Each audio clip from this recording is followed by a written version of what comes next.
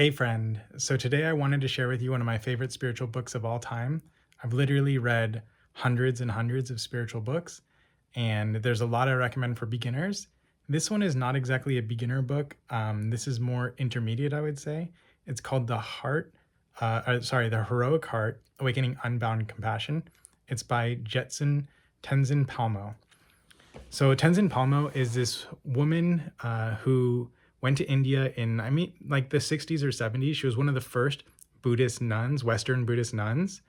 And so they didn't really have a lot of nuns. It was still basically very sexist. Like it was a very male dominated religion and organization. So it was hard for a woman to progress and get time and attention from high lamas and masters. But she found her spiritual teacher, her lama, her guru, and basically she progressed and was able to do long retreat. She ended up doing 11 years of retreat up in the north of the Himalayas in a cave in the snow. She wrote a wonderful book called Cave in the Snow. It's amazing. It's basically about her time there.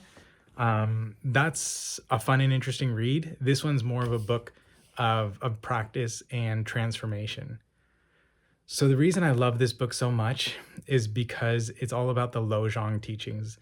It's which means mind training, and it's basically the kinds of practices you could bring into everyday life, every aspect of your life, into relationships, work, being at the grocery store, like literally everything you do, every time you interact with someone, every time you think about someone, every time events take place in your life, you can apply some of the principles in this book. It's about the Bodhisattva path, which is the altruistic path of doing what you do for the benefit of others, and very specifically for their enlightenment, for their spiritual development, to help relieve them from suffering, especially the source of suffering, so delusion, not necessarily just in a material level or not even just at emotional level either, but the underlying causes of suffering and helping them to connect with happiness. And again, not just the kind of transient uplifting emotion and, getting what they want and all of that. Sure, if it's not an unhealthy want, helping in that way is great. But more importantly, helping them get in touch with the essence of their being, as a Buddhist would put it, Buddha nature. And so this book is just amazing because it can help you to take your practice 24/7 rather than just like, okay, I'm sitting on a mat and this is great. And I'm meditating, I'm doing yoga and I'm learning and I'm growing. And when I interact with other people, it's getting, better and I'm kinder and I'm more compassionate. But now it's like really amplifying that time off of the mat and making it much, much stronger so that it's not just like, kind of like an abstract practice of like, I think I handled that situation well, maybe I could have handled it better, but you have some concrete guidelines that have a really powerful transmission and genuinely help you to handle those situations in a way that deeply serves you, your soul, and their soul. I like the word soul. The Buddhists don't really use that word, although, and they don't think in those concepts, but they do think about, the life, reincarnation and all of that. So they believe that, we are something on top of Buddha nature, and that's what jumps from body to body, life after life. I call that a soul.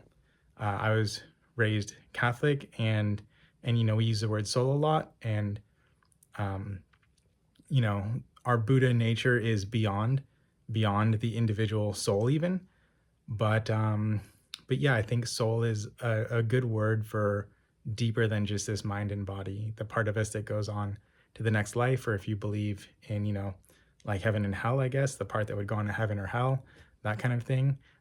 If you believe in nothing, well, then I encourage you to start believing in something. It helps. And I think there's more to it than just wishful thinking and some sort of like religious stupor or delusion that you use as a kind of security blanket against your existential, this existential dread that many of us feel. Buddhism is really about confronting that existential dread face on. And it's not like, oh, I believe in reincarnation, so I don't have to face that. You face it very, very deliberately.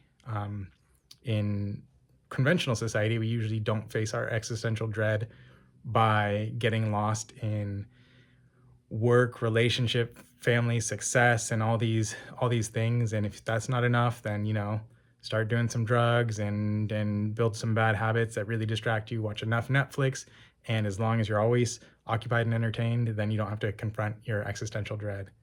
Anyways, yeah, that's a nice little rant. I feel like a good ending place.